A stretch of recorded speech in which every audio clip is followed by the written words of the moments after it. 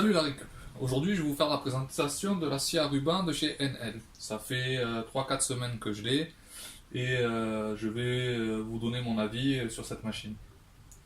Elle est fournie avec son plateau, son guide et un poussoir. Alors chose sympa, ils ont mis un petit crochet sur le côté pour l'attacher, c'est pratique, ça évite que ça traîne et ça nous permet de la ranger. Donc elle a deux coffres. Alors les coffres, le seul inconvénient c'est qu'il faut mouliner pendant un moment pour pouvoir l'ouvrir. C'est une scie à ruban classique avec ses rouages, donc il y en a un en haut et un en bas. À l'intérieur il y a un petit balai pour nettoyer un peu la lame au passage. Par contre pensez à bien fermer votre capot. Non, la machine elle se met en sécurité, elle démarre. Donc le guide, ce qui est sympa c'est qu'il y a un crochet à l'avant et un crochet à l'arrière, ce qui permet qu'une fois bien serré et bien fixé, au moins ça tremble pas et au moins on est sûr de notre guide et de notre butée. Voilà, ça bouge plus. Ce qui est bien aussi, c'est que il n'y a pas de problème pour la commander sur internet ou par correspondance, parce qu'elle est très bien emballée dans son carton d'origine. Il y a du polystyrène partout, il y a son petit cache-lame. Bon, ça c'est du plastique. J'ai bien peur qu'avec le temps, soit ça se casse, soit ça se mette de travers et que ça soit assez compliqué. Grâce à ça, on a une moulette sur le côté, donc qui se bloque à l'arrière pour faire nos réglages de hauteur. Si on coupe une planche de palette, on va descendre. Et si on coupe plus gros, on va monter. Selon la taille du bois qu'on va couper. Hop, ça se bloque à l'arrière, hop, ça bouge plus et on peut couper facilement. Petit conseil, bien sûr, si vous coupez des petites planches, ne laissez pas de grande hauteur comme ça pour éviter que la lame se torde. Elle s'incline aussi à 45 degrés pour les coupes à 45. Alors moi, le seul petit défaut que je peux lui trouver, c'est que pour mettre le plateau à niveau, ça a été assez compliqué et je vous cacherai pas que des coupes à 45, je pense que j'en ferai peu. Je changerai le plateau, je le mettrai en 45 si j'ai beaucoup de coupes à faire. Si j'ai une seule coupe à faire, j'essaierai de me débrouiller soit avec ma scie à onglet, soit avec ma scie sous table. Parce que le réglage est assez compliqué et je préfère la garder avec un plateau bien de niveau. Ce que j'avais trouvé d'intéressant sur la scie à onglet de chez NL, c'est qu'il y avait des crans pour les degrés. J'aurais apprécié qu'il y ait un peu le même système sur la scie à ruban, afin d'avoir des angles rapides et faciles à changer. Ce qui n'est pas le cas. Là, vraiment, il faut régler, il faut prendre son niveau, il faut faire attention à son équerre. Dès qu'on bouge le plateau, c'est assez compliqué. D'habitude, je vous ai réservé plusieurs matériaux où on va couper avec et on va voir ce que ça donne. Au départ, je vais vraiment mettre mon plateau à 90 degrés.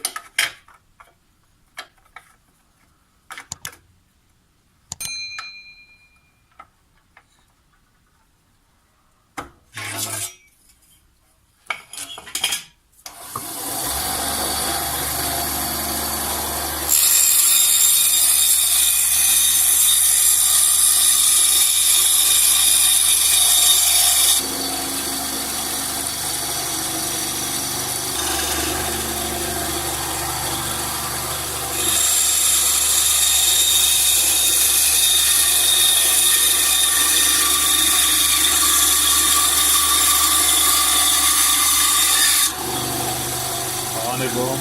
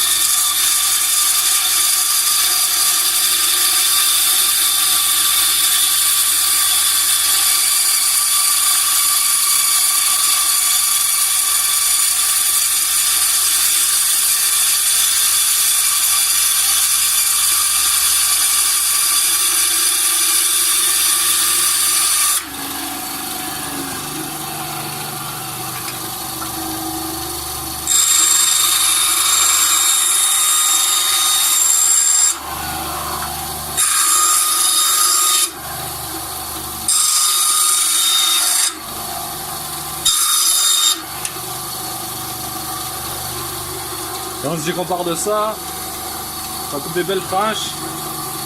On voit des...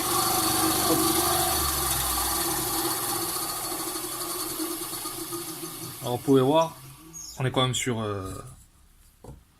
un gros chevron.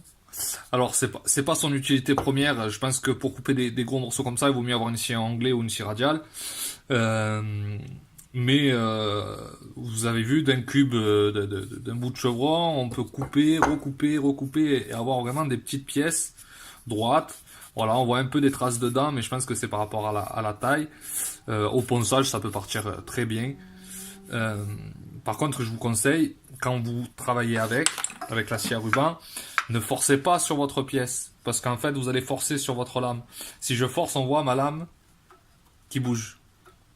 Il faut la laisser travailler, en fait. Vous y allez tendrement et vous la laissez travailler. Sinon, vous allez voiler votre lame et vous allez passer 10 lames par jour. Quand je l'ai acheté, j'ai aussi acheté une lame supplémentaire, bon la même que celle-là, et j'ai aussi acheté une lame pour le PVC et le métal, que j'ai pas encore utilisé. Je vous ferai un compte rendu dans une prochaine vidéo, je pense. Les points positifs, elle fait pas beaucoup de bruit. Voilà, on peut très bien l'utiliser dans un garage ou dans un petit appartement, sur un balcon, sans forcément réveiller tout le voisinage. Niveau sciure et ainsi de suite, c'est pas super important. Par contre, elle laisse pas de copeaux, elle laisse de la sciure, elle laisse vraiment de la poudre. C'est vraiment du... Il reste du sable, quoi. Il reste du sable, donc avec un aspirateur, avec un aspirateur classique, ça peut très bien s'aspirer. Pas besoin d'avoir une station d'aspiration avec un aspirateur classique que vous récupérez à la déchetterie, parce que c'est sûr que vous n'allez pas aspirer la sciure du garage avec votre aspirateur pour votre salon, mais ou un aspirateur classique d'atelier, ça suffira très bien. Pas besoin d'avoir une vraie station Après, il faut penser aussi, après l'utilisation, avec cette molette là, ça vous permet de tendre et d'étendre votre lame. Alors, il vaut mieux, quand vous l'utilisez pas, de la détendre légèrement,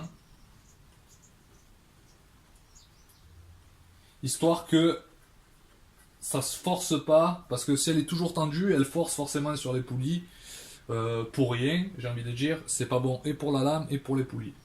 Donc pensez à la desserrer quand vous l'utilisez pas. Après, il suffit de mettre hop, 2 coups de molette, et voilà, hop, elle est retendue et vous pouvez la réutiliser.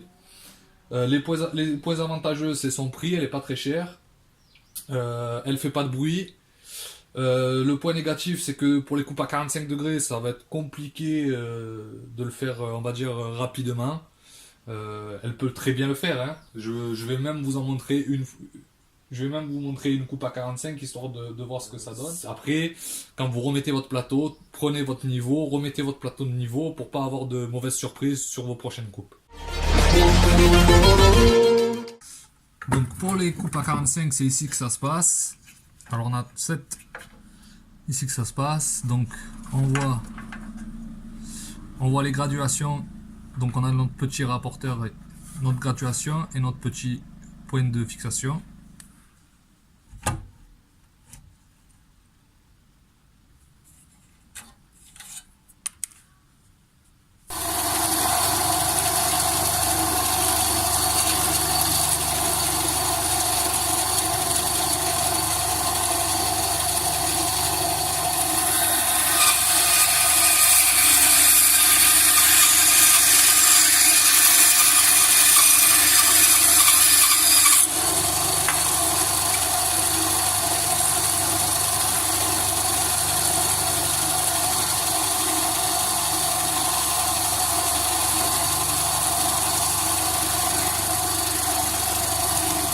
Voilà, on a assez précis, c'est un joli angle quand même.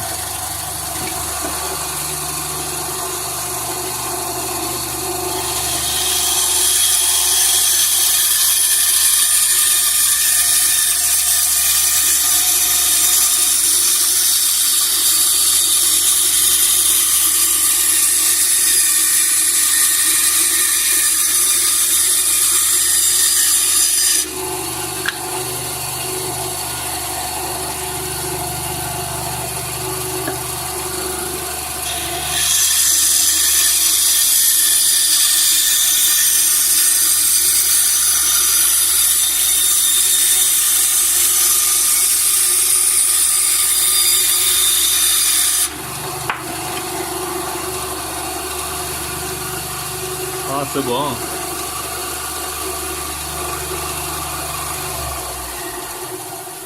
Donc voilà, un résultat de coupe à 45. Donc c'est sympa, on va pouvoir faire des petits tiroirs ou des petits assemblages. Après là, j'ai pas utilisé la butée, j'ai fait ça à la main levée, donc forcément c'est pas au top au top. Euh, je vais vous montrer un peu de chantournage. Après, il faut savoir que c'est une scie à ruban, c'est pas une scie à chantourner. Si on veut faire vraiment du chantournage vraiment précis, il faut prendre une scie à chantourner. Moi, j'ai choisi la scie à ruban pour couper plusieurs matières, plusieurs tailles et pour les petites découpes, pour éviter de sortir la scie à onglet. Je l'utilise aussi pour faire un peu de chantournage, mais c'est pas fait pour ça. Si on veut faire du chantournage, il faut une scie à chantourner très exactement. Après, si on veut pas faire que du chantournage, moi du chantournage, j'en fais pas. Je vais en faire une fois tous les 10 ans pour faire quelques lettres, faire une plaque pour la chambre à mon fils, pour faire des lettres pour une niche de chien, pour faire des lettres pour un coffre. Je vais pas me lancer à faire des arabesques, à faire des super chantournages ou des donc pour une scie à ruban, elle fait son travail pour faire du chantournage. Je vais vous montrer ça, vous allez voir, c'est rien d'exceptionnel parce que c'est des dessins qui sont faits à la main. Il y a rien de mesuré, il y a rien de... Mais avec un peu de patience, on peut faire des choses super sympas. Allez, je vous montre ça.